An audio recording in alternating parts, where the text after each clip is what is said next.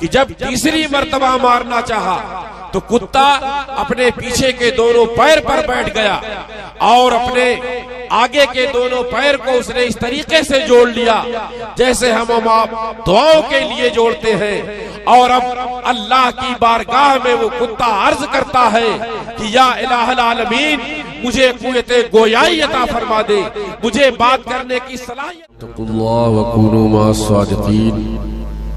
सदक़ल्लाहु मौलानल अज़ीम व सदक़ा रसूलुहुन नबियुल करीम व नहनु अला ज़ालिका लमिनश शाहिदीन वश शाकिरीन वल्हम्दुलिल्लाहि रब्बिल आलमीन। आइए हम और आप मिलकर सबसे पहले अपने आका हुजूर ताजदार मदीना की बारगाह में दुरूद पाक पढ़ लें। अल्लाहुम्मा सल्ली अला सय्यिदिना व अला आलि सय्यिदिना व नबिय्यिना व शफीअना मौलाना मुहम्मदिन बारिक वसल्लिम कमा तुहिब्बु व तर्दा व अन तुसल्ली अलैहि। एक मर्तबा नबी और आले नबी की बारगाह में और झुककर दुरूद पाक पढ़ लें। सल्लल्लाहु अलैहि नबील उम्मी व आलिहि जद्दिल हसन वल हुसैन व अला आलिहि व अस्हाबिहि व बारिक वसल्लिम कमा तुहिब्बु व तर्दा व अन तुसल्ली अलैहि। स्टेज पर तशरीफ फरमा उलमाए किराम, शूराए इज़ाम, मोहतरम सामीन व सामियात, अस्सलामु अलैकुम व रहमतुल्लाहि व बरकातुहू।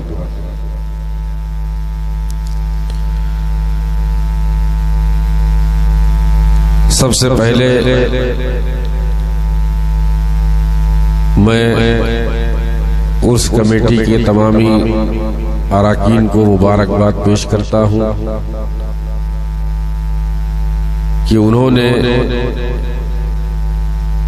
इस उर्स मुक़द्दस के मौके पर अल्लाह के प्यारे रसूल की शान में इस महफिल को सजाया है और अल्लाह की बारगाह में ये दुआ है कि अल्लाह तबारक व तआला उन सारे लोगों को और जिन जिन लोगों ने उर्स में शिरकत की है उनकी सारी जायज दुआओं और तमन्नाओं को अपने प्यारे हबीब के सदक़े में अपनी बारगाह में कबूल फरमाए और इसका बदला और इसकी जज़ा उन्हें दुनिया में भी अता फरमाए और आखिरत में भी अता फरमाए। अब चूंकि वक्त इतना हो चुका है कि तकरीर करने का ये टाइम नहीं है, ना तो मरकबत आप सुन लेंगे इतनी टाइम, लेकिन तकरीर इतनी वक्त क्या है, सुनना और सुनाना ये दोनों क्या है, जुल्म है। एक तरीके से जुल्म का मतलब आप लोग ये समझते हैं अगर किसी को मार पीट दिया जाए तो वो होता है, लेकिन यहाँ उलमा बैठे हैं, मैंने उनकी जुबान में बोला है। जुल्म कहते हैं कि जिस जगह पर जो चीज रखनी है वहां ना रख करके आप उस चीज को दूसरी जगह रख दे तो अरबी में इसी में जुल्म कहा जाता है। वज़ू शैइ गैरी महल्लिही, चीज को उसके महल में ना रख के दूसरी जगह रख देना, ये भी जुल्म। तो रात के 2 बजने के करीब है और ये तो हमारे हर सुन्नी के जलसे का ये हाल है।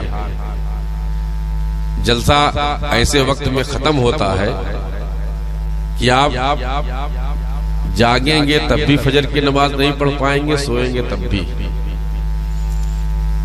चूंकि ये वक्त ही ऐसा है कि आप जागना चाहेंगे तो जाग पाएंगे नहीं और सो जाएंगे तो आंख नहीं खुलेगी हमारी। और इसकी जरूरत अशद ये है कि हम और आप, खास करके हमारे उलमा और जो गांव के इमाम होते हैं, वो इस बात पर जरूर तवज्जो दे कि आपकी मीलाद और जलसा उस टाइम पर खत्म हो कि कम से कम फजर पढ़ने के लिए 5 और 6 घंटे बाकी हो, तब आदमी जलसे मिलाद का भी सवाब ले लेगा और फर्ज से भी महरूम नहीं रहेगा। ये बहुत खराब रविश हमारे जलसों में ये होती जा रही है कि कोई 2 बजे खत्म हो रहा है, कोई 3 बजे, और या तो पब्लिक भाई इतनी बेदार हो कि वो फजर से 10 मिनट पहले खत्म हो। आप जाकर के नमाज पढ़ें, उसके बाद चाहे आप सोए या अपना कारोबार करें। बहरहाल ये बात मैंने ज़िम्नन कह दी। देखिए, हम और आप जिस मुल्क में रहते हैं, ये मुल्क हिंदुस्तान, ये बड़ा प्यारा मुल्क है, बड़ा ही अजीम मुल्क है। इस वजह से कि ये मुल्क किसी और का नहीं, ये हमारे ख्वाजा पाक का मुल्क है। इस वजह से हम इस मुल्क से मोहब्बत भी करते हैं और इस मुल्क से प्यार भी करते हैं। और दूसरी वजह यह है कि ये मुल्क हिंदुस्तान एक ऐसा मुल्क है जहां पर बेशुमार औलियाए इज़ाम और औलियाए किबार तशरीफ फरमा और अपने मज़ारों से आज भी वो हमारी रहनुमाई कर रहे हैं और आज भी हमारे बका के वो ज़ामिन। और अगर कोई किसी मुल्क की तारीख को पढ़ करके ये कहे कि जैसे फला जगह से मुसलमानों को निकाल दिया गया था, हिंदुस्तान से भी निकाल दिया जाएगा, तो मैं इस बात के को ये चैलेंज करता हूं कि कोई मुल्क से कहां से मुसलमान निकाले गए वो तारीख की बात है, लेकिन ये मुल्क जिसमें हम रहते हैं ये ख्वाजा का मुल्क है, ये हस्ते बख्तियार काकी का मुल्क है, हस्ते बाबा फरीद गंजे शकर का मुल्क है, ये हजरत निजामुद्दीन औलिया का मुल्क है, ये हजरत साबिर कलियरी का मुल्क है, ये हस्ते सैयद सालार मसूद गाजी का मुल्क है, ये सैयदना मखदूम अशरफ जहांगीर सिमनानी का मुल्क है, ये अब्दुल हक रुदौलवी का मुल्क है, ये हुसामुल हक मानिकपुरी का मुल्क है, ये इन औलिया अल्लाह का मुल्क है। तो यकीनन इस मुल्क से उनको भी मोहब्बत है और हमें भी मोहब्बत है। तो यकीनन ये कल भी हमारी रहनुमाई करते थे, हमारी बका के ज़ामिन थे और आज भी हैं और इंशाअल्लाह क़यामत तक रहेंगे। तो अल्लाह तबारक व तआला ने फरमाया कि ईमान वालों, अल्लाह से डरो और सच्चों के साथ हो जाओ, वकूनू मा सादिकीन। ये सच्चे कौन से लोग हैं? ये सच्चे ही अल्लाह के नेक बंदे, अल्लाह वाले, और इनके दामने करम से अगर हम और आप वाबिस्ता हो जाएंगे, इनसे सच्ची मोहब्बत और सच्ची अकीदत रख लेंगे, तो यकीन जाने कि हमारी आपकी दुनिया भी संवर जाएगी और इंशाअल्लाह आखिरत भी संवर जाएगी।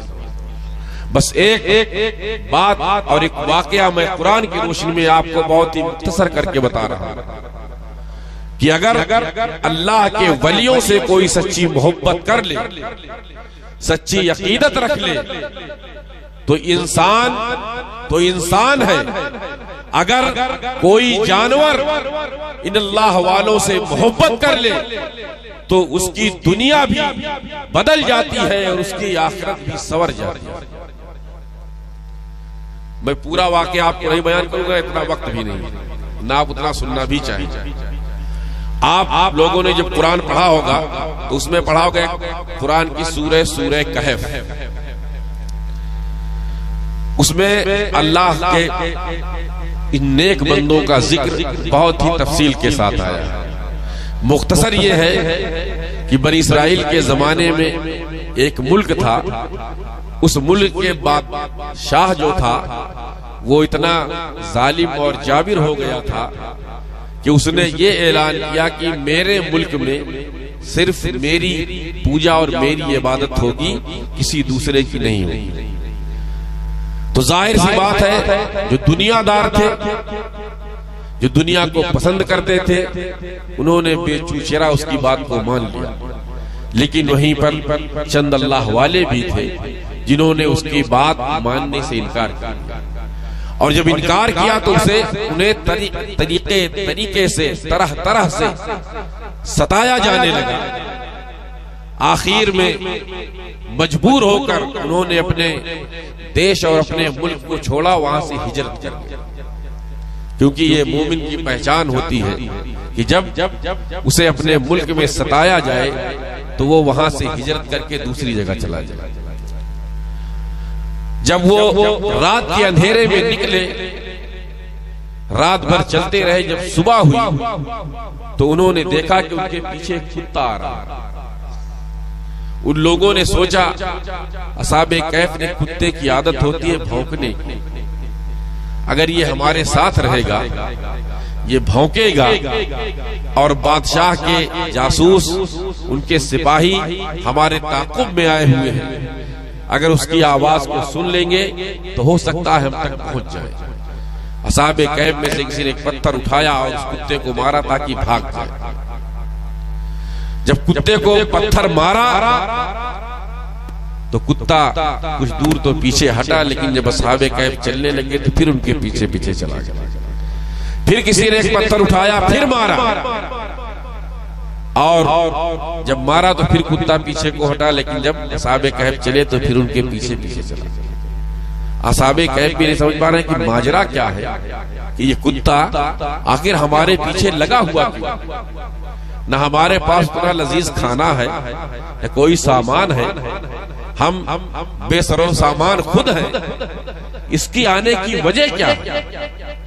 जब तीसरी मर्तबा असहाबे कैफ में से किसी ने उसे पत्थर मारना चाहा तो अल्लामा कुर्तुबी ने अहकामुल कुरान में इस आयत की तफसीर करते हुए ये बयान किया है कि जब तीसरी मर्तबा मारना चाहा तो कुत्ता अपने पीछे के दोनों पैर पर बैठ गया और अपने आगे के दोनों पैर को उसने इस तरीके से जोड़ लिया जैसे हम दुआओं के लिए जोड़ते हैं। और अब अल्लाह की बारगाह में वो कुत्ता अर्ज करता है कि या इलाहुल आलमीन, मुझे कुव्वते गोयाई अता फरमा दे, मुझे बात करने की सलाहियत अता फरमा दे, मुझे बोलने की सलाहियत अता फरमा दे। जब कुत्ते ने अल्लाह की बारगाह में ये दुआ की तो अल्लाह तबारक व तआला ने उस कुत्ते की दुआ को कबूल किया और उसे जुबान अता फरमाई, कुव्वते गोयाई अता फरमाई, बोलने की सलाहियत अता फरमाई। अब वो कुत्ता असहाबे कहफ से मुखातब होता है और ये कहता है कि असहाबे कहफ, जो कुत्ता तुम समझ रहे थे मैं वो कुत्ता नहीं हूँ, बल्कि अल्लामा कुर्तुबी ने उस कुत्ते के अल्फाज को नकल किया कि वो कुत्ता ये कहता है असहाबे कहफ से कि अना उहिब्बु औलिया अल्लाही व सालिहीन, कि मैं अल्लाह के वलियों से और नेक बंदों से मोहब्बत करता। जब इस कुत्ते ने मोहब्बत कर ली तो आप जानते हैं कि असहाबे कहफ 300 साल से ज्यादा उस गार में सोते रहे और उस गार के सामने बैठ करके उनका कुत्ता भी सोता रहा। ये तो वाकया हो। अब आगे क्या है? आपने कभी सोचा है कि कुत्ता जिसे हम नापाक समझते हैं वो भी जन्नत में जाएगा? हम आप कुत्ते को नापाक समझते अपने घर के अंदर नहीं रखते, क्योंकि हदीस में पाक है कुत्ता जब घर के अंदर रहेगा तो वहां रहमत के फरिश्ते नहीं आएंगे।